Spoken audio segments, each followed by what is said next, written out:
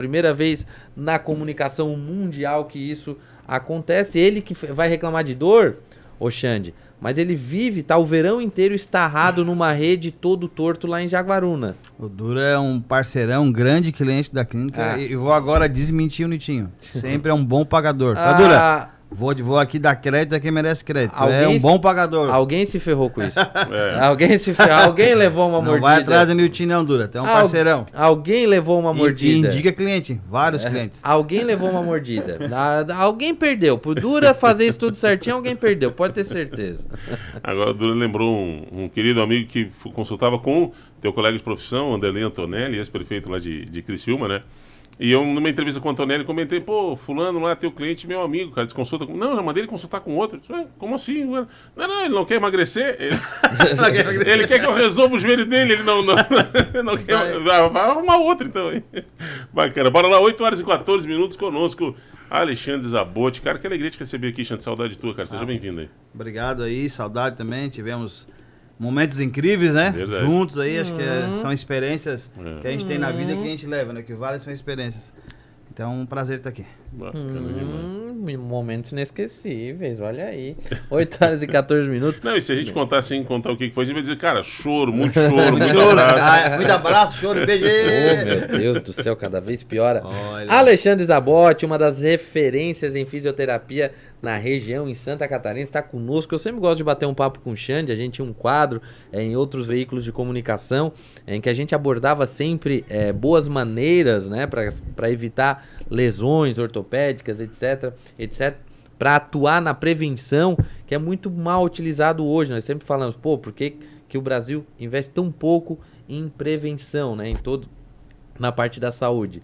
Ô Xande, e essa semana eu te convidei aqui, eu te fiz o convite, porque nós tivemos aí um diagnóstico apresentado pela secretária de Saúde de Santa Catarina, Carmen Zanotto, sobre a fila de cirurgias eletivas. E 40%, ela identificou esse dado, mais de 40% da fila de espera, tanto de exames quanto das cirurgias, se referem à parte ortopédica. E passou da hora, eu quero a tua opinião como especialista, do poder público olhar de uma outra forma essa questão. Tô certo, tô errado? Se justifique.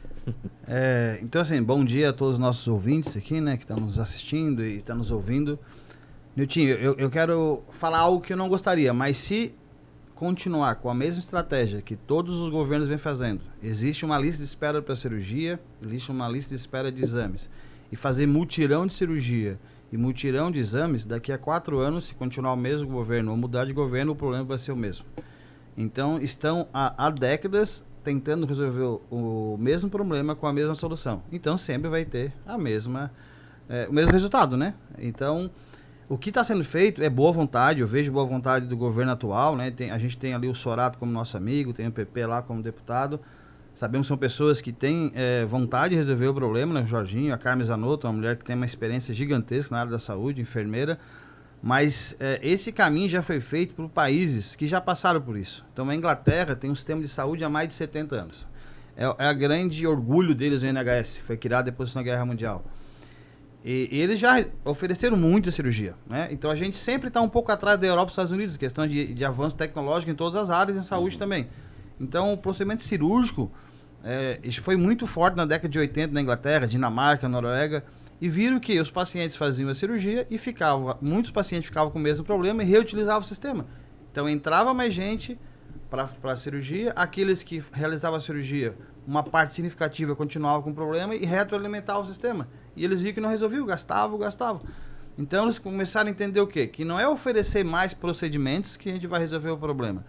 Tem que ver a causa. O que seria a causa? A porta de entrada do paciente. O paciente entra, ele tem sempre o mesmo fluxo, eles mudaram o fluxo. Então o paciente, em vez de ir primeiro no clínico e ortopedista, começou a passar primeiro pelo enfermeiro, pelo fisioterapeuta, e começou a ter estratégias de tratamento sem cirurgia para gerenciar esse paciente.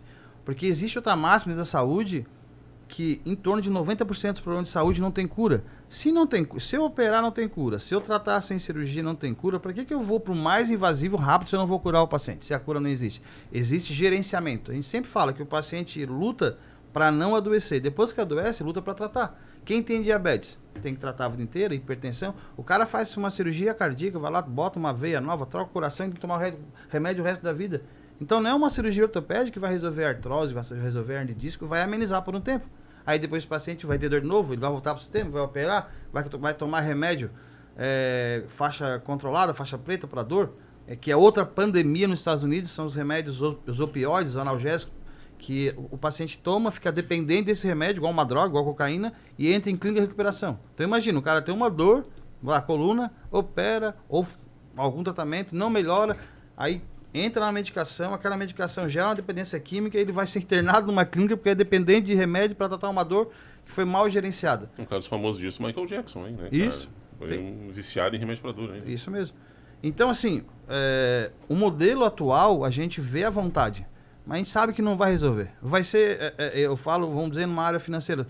Tu tem um problema financeiro e tu vai cada vez pegando dinheiro emprestado. Não resolve, então resolver teu orçamento, tu vai sempre precisar. Então, se não resolver a entrada do paciente lá no posto de saúde, não tiver uma política pública, que a gente estava conversando no bastidores, que o governo do estado faça isso para os municípios e que se inverta o fluxo. Então, hoje, dentro do que a gente vê de experiências de políticas públicas no mundo, não é? A gente estuda, Inglaterra, Noruega, foi inversão de fluxo. Então, veja o paciente continuar nesse fluxo. Ah, tem dor, vai no posto de saúde, consulta com o clínico, exame, 10 sessões, cirurgia. Esse fluxo já viu que não funciona.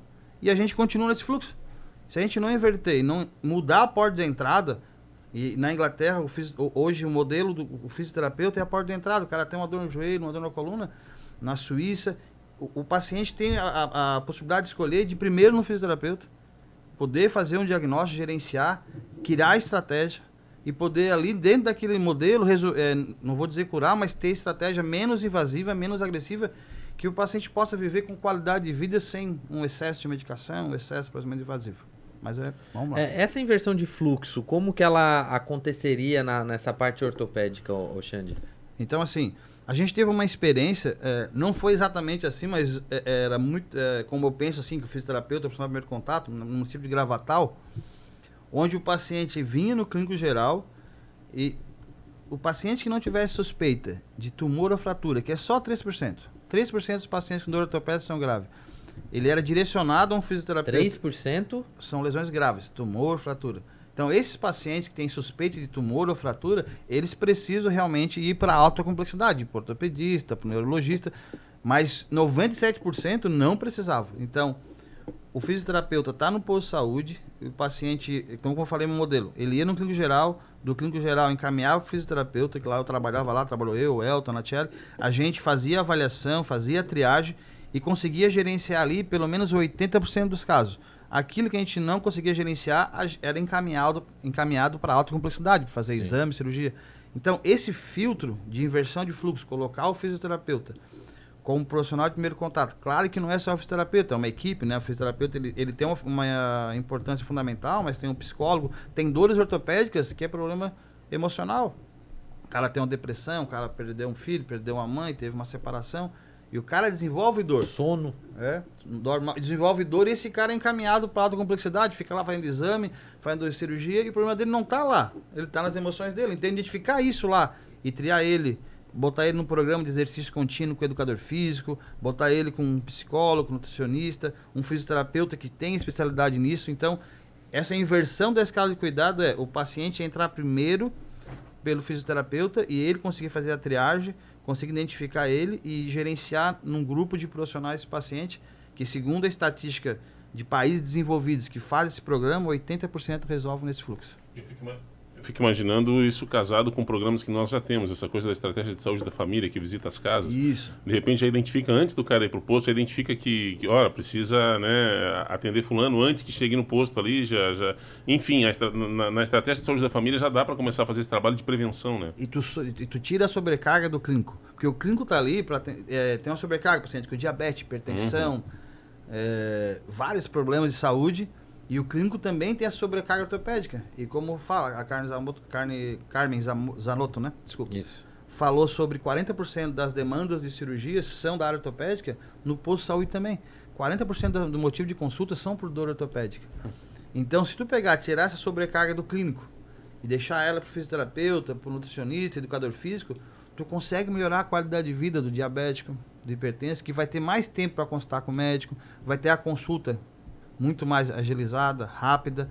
Então, vai existir uma economia gigantesca. Isso que eu ia te questionar em relação a isso, valores não se compara.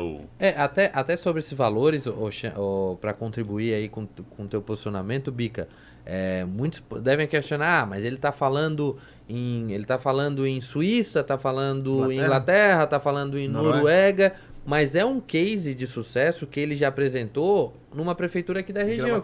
Eu queria que o Xande explicasse como é que funcionou esse novo protocolo de saúde, protocolo ortopédico, que ele conseguiu colocar em prática na cidade vizinha. Então, em Gravatal, a gente teve redução de 50% do consumo de exame de imagem, sendo 50% foi de ressonância e 70% de ressonância magnética.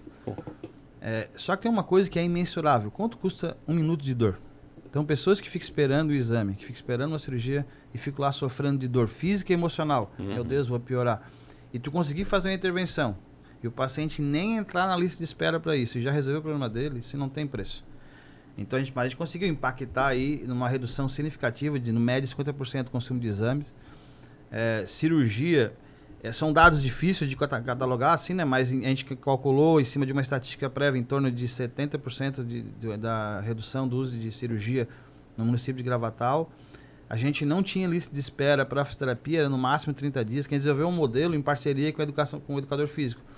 O fisioterapeuta fazia o diagnóstico, fazia a redução de sintomas, e depois o paciente era encaminhado para um programa de exercício nas academias. Então, a gente tinha uma parceria com as academias de Gravatal, onde o paciente que era encaminhado via SUS tinha um preço menor. Então, ele conseguia pagar. Ele tinha um preço na realidade dele. Então, essa junção do fisioterapeuta, do educador físico, tu criar um fluxo organizado, né? Aí tu não sobrecarrega a fisioterapia. Outro problema que existe dentro do fluxo são as famosas 10 sessões de fisioterapia. Aí, tipo, em Tubarão eu conheço a realidade. O cara está esperando 1 ano para fisioterapia. Aí ele chega. Ele pode fazer no máximo 10 sessões. Depois ele tem que voltar para o fim da fila, pegar outro pedido médico. 10 sessões não resolve nada, e daí tu fica retroalimentando. Então a fila de espera hoje de Tubarão são 3.000 pessoas esperando para ser atendido, demora quase 1 ano. Então esse modelo também, do sistema atual de fisioterapia, ele congestiona a fisioterapia e facilita o paciente a cirurgia. Pô, tô aqui esperando, tem dor, não melhora, esse cara cansa de esperar, cara, eu quero uma cirurgia, daí ele vai entupir a fila de cirurgia. Então esse fluxo, ele tem que ser melhorado. Então, ele não pode ficar 10 sessões, ele tem que ficar dentro do tratamento até melhorar. Um exemplo, uma tendinopatia demora 12 meses. Aí tem pessoas que têm dor no tendão há anos, nunca melhora. Porque nunca fez o protocolo. Não é que o cara tem que ir 3 vezes por semana durante 1 ano na fisioterapia. Ele é orientado pelo fisioterapeuta, ele faz 90% do tratamento em casa, ele é orientado na academia, ele vai durante 1 ano, ele vai lá 15 vezes na fisioterapia, mas ele tem que ser gerenciado por 1 ano. Porque senão aquela dor vai reduzir um pouquinho, depois ela volta de novo, ele retroalimenta o sistema, vai para a fila de espera da fisioterapia, ele enche o saco da fisioterapia, aí vai para a fila de espera de exame, cirurgia, aí faz cirurgia, e como a gente falou, a cirurgia não resolve todos os problemas, aí continua com a dor. Então, o fluxo, ele não é baseado dentro do problema de saúde do paciente, é baseado em cima de gestão que eles acham que é mais cômodo. Melhor 10 sessões, porque daí eu abro espaço para outra pessoa, aí eu consigo dar acesso a mais pessoas. Mas tu dá acesso de baixa qualidade. Essa experiência que tu teve em Gravatal, comparando com... Teve algum outro município que tu tenha conhecimento no Brasil, ou ela só conseguiu ser implantada em Gravatal naquele período? A gente implementou só em Gravatal, nós tivemos conversa com com os 18 municípios da Amurel, todos ficaram interessados em implementar, mas, como eu estava falando, esbarrou na questão administrativa de contratação. A gente não conseguiu entrar, porque como era um serviço novo, a gente tinha um software ali junto, aí tinha que ter empresas e outros orçamentos, então não conseguimos implementar em outros municípios. A gente implementou isso, daí a gente foi privado, no modelo Unimed. Em Tubarão, a gente tinha esse serviço na Unimed de Tubarão, estávamos indo para a Unimed de Joinville, implementamos lá por um tempo, e Unimed de Araguá. Só que daí veio a pandemia, tudo se voltou para o Covid, e a gente perdeu os contratos, tivemos que parar. Mas também tivemos resultados interessantes. Aqui na Unimed, a estatística foi melhor, a gente tinha uma base melhor de dados, a gente economizava, às vezes, quase 500 mil num trimestre, assim, em cirurgias, né? Porque pensa, uma cirurgia de prótese de joelho custa em torno aí de 30 mil reais no sistema de saúde suplementar. Então, tu economizar 2, 3 cirurgias por mês, dá quase 100 mil, dá quase 1.200.000 no ano. Então, assim, tem a questão econômica que é fundamental. Por isso que o sistema de saúde hoje suplementar, os planos de saúde, muitos estão quebrando e muitos vivem no vermelho. Também isso, o fluxo é um só. É tudo levando para a cirúrgica. A cirurgia é fundamental, foi um avanço extraordinário dentro da área da saúde, só que ela tem um limite. E hoje, dentro da base, a gente vê que em torno de 20% das pessoas vão precisar de cirurgia. 80% que tem hernia de disco, lesão do tendão, rompeu o tendão, artrose. Essas pessoas, 80%, pode ser gerenciado sem procedimento cirúrgico. Só que para isso acontecer dentro dos sistemas ou de saúde suplementar ou dentro do sistema público de saúde, precisa alguém que abrace essa ideia, que tenha coragem de colocar isso como política de Estado. A gente sabe que se enfrenta um grande sistema da indústria, né? Tem indústria farmacêutica, tem indústria do processo cirúrgico, né? Toda essa indústria é muito forte, só que alguém, um estadista, tem que olhar isso, beleza, quero resolver o problema? Quero resolver. Então nós vamos implementar um novo fluxo, assim como a Inglaterra implementou, assim como a Noruega implementou, a Dinamarca. Qual o problema que a gente não pode implementar? Não existe, isso não é algo que a gente está tirando da nossa cabeça, não. Eu moro em oficinas, eu fiquei pensando lá em oficina lá, fui no bar do Bardini lá e eu acho legal fazer isso. Não, isso é ciência.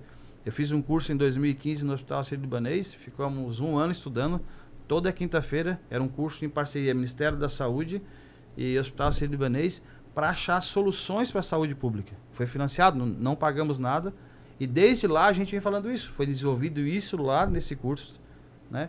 Porque ele lá sabe que o problema da saúde não está em dinheiro. Pode investir, hoje é 25%, né, por lei, né, saúde. Pode investir 50%.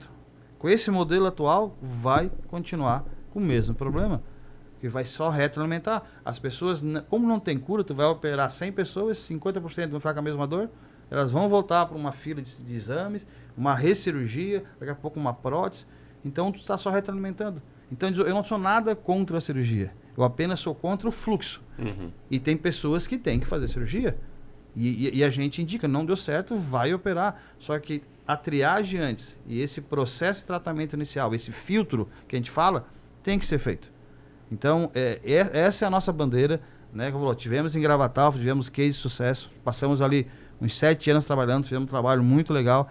Só que a gente sabe que isso depende de vários fatores, né? Questão política, interesses e tu mexe no bolso de pessoas, né? A gente foi até meio que...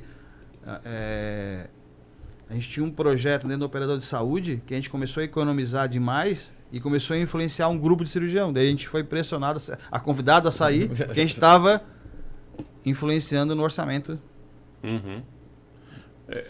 A gente entende, existe interesse, é um jogo de interesse, né? Mas o problema é como tu diz, o que vale um minuto sem dor, né? Então é isso que tem que ser avaliado. Eu sempre falo que o Xande, como ele tem, é algo que eu bato muito na tecla, né? E aí vem mais para a parte burocrática, a lei de licitações ela precisa ser atualizada, porque de fato hoje um poder público, ele não pode contratar e especificar determinado tipo de serviço, porque ele pode ser acusado de estar direcionando aquela licitação, né?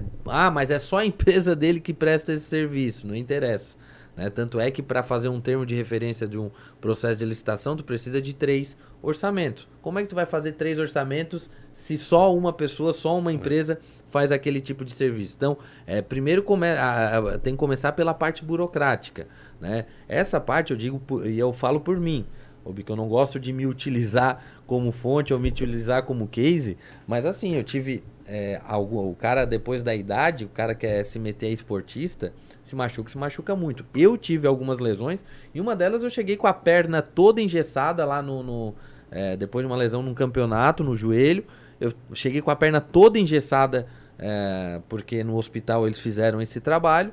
Chegou o Xande e me falou, o que foi isso aí? Fratura exposta? Aí eu falei, não, foi assim, essa... Cortou o gesso. Não, gesso é só quando tem fratura exposta. Nunca me esqueço que ele falou isso. Tirou o gesso, em 1 semana, 10 dias, eu já estava andando normalmente com os procedimentos que ele tinha aplicado. E isso não foi uma vez. Foram algumas vezes que eu me lesionei. Se dependesse de outros profissionais, eu teria que passar por algum procedimento, mas eu não precisei é graças a tudo isso que o Xande tem falado. É por isso que eu pago pau para ele mesmo, que ele entende muito do assunto, o trabalho dele dá resultado. Ele não precisaria, para ele seria muito mais simples, mas infinitamente mais simples, ficar na clínica dele ganhando dinheiro porque todo mundo sabe que dá resultado. Ele nem tem horário para a turma numa clínica particular, que ele é uma das referências, como eu disse aqui, mas o poder público precisa rever isso para otimizar a questão dos gastos, entender? E para diminuir principalmente eu acho até uma judiaria o que é feito com o pessoal mais velho, como o Dura, bem mais velho, que tinha problema, ele tinha alguns problemas, foi com o Xande, com alguns procedimentos ele conseguiu ter uma qualidade de vida melhor. Então o pessoal mais velho, a minha avó também tinha um problema no ombro, eu acho, né? Foi. Era cervical. A velha, não sei o que ela tanto levanta aquele braço também pra ficar com dor no ombro, mas também teve uma evolução bem satisfatória. Então precisa ser revisto esse negócio. Tem estatística interessante, nos Estados Unidos é um país que tem muita estatística, né? Eles trabalham muito lá com dados. Então assim, primeira causa de morte, coração, segunda câncer e terceiro tu procurar ajuda e morrer da ajuda. O que é procurar ajuda e morrer da ajuda? Tá torceu o joelho, vai pra emergência. Um ambiente estressante ali, tem um cara infartado, um cara acidentado, um cara com AVC, e tu tá com o joelho inchado, no airbag tá ali, que é uma lesão de baixa complexidade, e toma uma medicação, às vezes, na correria, que te causa uma reação alérgica, ou se faz um procedimento desnecessário, uma cirurgia sem necessidade, tem uma infecção e morre. Nos Estados Unidos é a terceira, eu acho que no Brasil deve ser a segunda. É sério, cara? Terceira é a causa de morte, procurar ajuda e morrer da ajuda. Caramba. E a gente acha que ir no hospital é seguro. O hospital não é seguro. Eu tive uma vez uma dor no peito, me senti mal, estava em casa. Tô infartando. Infartando, mas eu segurando, né? Segurando. Eu, será que eu já que tinha uns 40 anos, tá na hora de ir. Eu olhando pro meu filho, minha esposa, eu segurei umas 3 horas, não tava piorando a falta de ar, assim, vou no hospital. Mas eu sabia da estatística, porque não é um ambiente seguro. A culpa não é de ninguém, a culpa não é do médico, não é do enfermeiro, é porque é um ambiente de alta complexidade, é um ambiente muito estressante. Então é difícil tu ter ali todo o entendimento, tu tá preparado para receber. Aí chega um cara ali, uma lesão mais simples, tu fica meio até perdido. Aí eu fui e falei com a médica, eu só queria saber se estou infartando. Só faz o exame de enzima aí, me dá uma aspirina. Aí foi lá, não, o senhor não está infartando. Não quer ficar internado? Não, quero ir embora. Tá bom. Tchau, era só uma gastrite mesmo. Então, esse entendimento, as pessoas... O hospital é algo do século passado. Então, o hospital é algo que a gente tem que entender que nós não precisamos construir um hospital. Questão de ressonância. Tem uma regiões, tamanho do nosso estado no Canadá, tem só uma máquina de ressonância. Tubarão tem 5. Não precisava de 5 máquinas. Tubarão, se utilizasse um fluxo adequado, uma máquina resolvia todo o problema de tubarão de ressonância. Tipo Alemanha. Alemanha, eles fazem 20 ressonância magnética a cada 1.000 pessoas. No Brasil é 120 a cada 1.000. Ou a Alemanha é pobre, não tem dinheiro para pagar ressonância para o cidadão deles, ou a Alemanha é atrasada e não tem ressonância lá ainda, só tem no Brasil. Conversas, eu trabalhei, quando eu tinha essa empresa, que a gente ia nas prefeituras, plano de saúde, a gente conversava com o superintendente das empresas de saúde, operadoras, a Philips, a Samsung, que são as grandes produtoras, eles estouram todo dia um champanhe no Brasil. É o maior consumidor de ressonância. E tem necessidade, cara. Pô, por que a Alemanha faz 20 ressonâncias a cada 1.000 e o Brasil 120? Será que nós somos muito diferentes lá, outro planeta? Não, é que no Brasil realmente isso virou um comércio. Sem necessidade, um consumo excessivo de exame, de imagem. Então, dentro do protocolo... Tu até colocou uma vez numa publicação tua sobre a indústria, né? Que é de fato, é a indústria no sentido pejorativo do negócio, porque tem coisa que não tem necessidade. Eu digo por mim que até aquela vez que eu fui que eu fui com a perna engessada, no outro dia tu me atendeu e tal, foi uma torção que não foi simples, enfim, mas foi tratada de forma simples. Gelo, anti-inflamatório, depois nos movimentação precoce. Movimentação precoce, que aí é outro mito, né? Os pessoal, tu lesionou, Bico, é bom. Tem que parar, tem que mobilizar. Não, é o contrário. Né? Tu me deu os exercícios para serem feitos, em 10 dias eu tava andando normal. Existe a frase de um ortopedista texano, esse é o nome dele, que dê repouso ao repouso, né? O cara faz a cirurgia do coração, transplanta, no outro dia ele é obrigado a andar. Aí o cara torce o tornozelo e fica um mês sem mexer o tornozelo. Cara... Não. O cara tá no hospital, tem que levantar, tem que caminhar, não sei o quê. Aí torceu o joelho, torceu o tornozelo, travou a coluna, um mês sem... Cara, ninguém morre de infarto de joelho, ninguém morre de infarto de tornozelo. Por que esse excesso, cara? Então, na saúde, 2 mais 2 nem sempre é 4. Tá, não, quanto mais, melhor. Não, tem gente que fala assim, não, eu vou fazer o exame para garantir. Garantir o quê? Não sei, a chance de piorar é maior ainda. Eu quero te mandar uns abraços, o pessoal que está interagindo conosco, agradecer o pessoal que está mandando aqui. Só antes, me corrija se eu estiver equivocado, era Bocage que tinha pavor de médico, não era? Se não me engano, a frase eu achava maravilhosa na escola, uma vez ele dizendo, tinha um poema de Bocage que dizia que aqui jaz um rico homem em sua rica sepultura. Talvez escapasse da peste, não tivesse morrido da cura. Grave. Olha só, quem está mandando abraço, bom dia, Niltinho, bom dia a todos os ouvintes, abraço ao Alexandre Zabotti. Esse é fera, me recuperou de várias lesões quando atleta de karatê na FME Tubarão.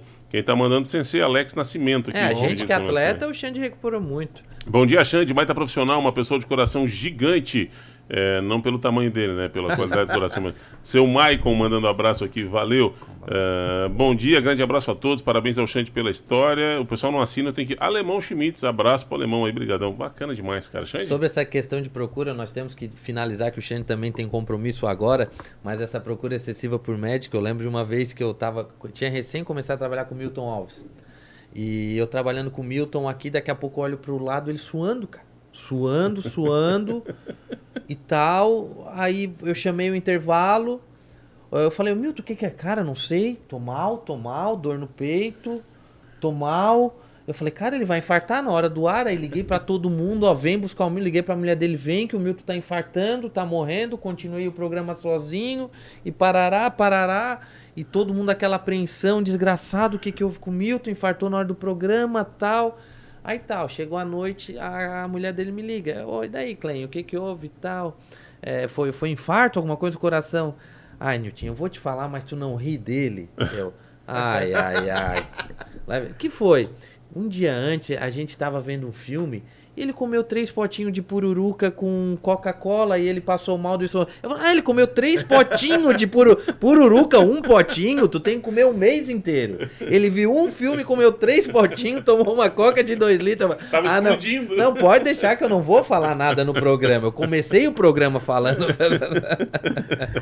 Bacana. 8h40, Xande. Finalizando. Vamos lá. Pode ir. Que eu tenho que... Não, sim, quero te agradecer aqui mais uma vez. O Xande, é legal a gente trazer trazer ele para alguns quadros específicos, porque ele quebra algumas místicas de alguns problemas que as pessoas têm, assim, problemas corriqueiros, né? Bursite, artrose, isso tudo. E alguns procedimentos simples pode evitar que as pessoas tenham problemas maiores ou tenham uma qualidade de vida melhor. Então a gente vai tentar manter esse contato, a gente sabe que a agenda dele é bem corrida, mas mais uma vez obrigado, Xande, aí pela participação. Eu agradeço a Rádio Hiper e a todos os ouvintes. Deixa assim, um recado. Então assim, a nossa região, questão de construir mais hospital, mais aparelho de ressonância, isso é um desserviço para a saúde. Então assim, Hospital Braço Norte, Hospital Armazém, Hospital Jaguaruna, Hospital... Cara, o Tubarão, ele é o maior hospital em número de leitos do estado, é o de Tubarão, Nossa Senhora da Conceição, né?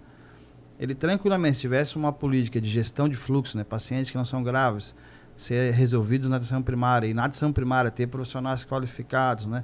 E realmente ser resolutivo, né? Fluxos adequados, tranquilamente um hospital daria conta. O problema é que a gente hoje centraliza todo o hospital. O cara tem dor de cabeça, o cara está infartando, torceu o joelho, travou a coluna, vai tudo pro hospital. Então esse fluxo está errado. Isso eu já vi campanhas de operador de saúde, campanha de governo, mas nada muito efetivo. E construir hospital é algo que aparentemente é bom porque tu agrada as pessoas que não têm conhecimento. Legal, tem um hospital perto de casa. E daí? Grandes porcaria. Quem disse que é seguro ter hospital perto de casa? Quem disse que realmente isso é saúde? Isso não é saúde. Então, quebrar paradigmas, novos conceitos, aprender com o sistema de saúde, que como da Inglaterra, que tem 70 anos, já erraram bastante, já aprenderam, estão buscando novos fluxos. Então é isso que a gente espera, deseja sucesso a Carmen Zanotto, né? Deseja sucesso ao governador do estado, Jorginho, ao Sorato, mas também a gente espera que eles possam estar nos ouvindo, né? Buscando novos caminhos para velhos problemas. A própria Murel, né? A própria Murel, se de repente não pode vir a prefeitura, porque por conta dessa coisa contratual, a Amurel, de repente, pode resolver essa questão aí para os municípios locais aqui. Cara, obrigado, Xande. Grande abraço, Xande, cara. valeu. Aqui. Tá o pessoal entrando contando. O delegado André Luiz Mendes da Silveira disse que eu me machuco muito porque eu tropeço na bola de tão ruim. Eu só vou respeitar porque tu é delegado. O Wesley dizendo, ó, já pede a tua comissão pro Xande. Não, manda um abraço. Foi indicação sua. Pois é, eu enriquei o Xande. Abraço, querido. Vai com Deus lá. Xande Zabotti tá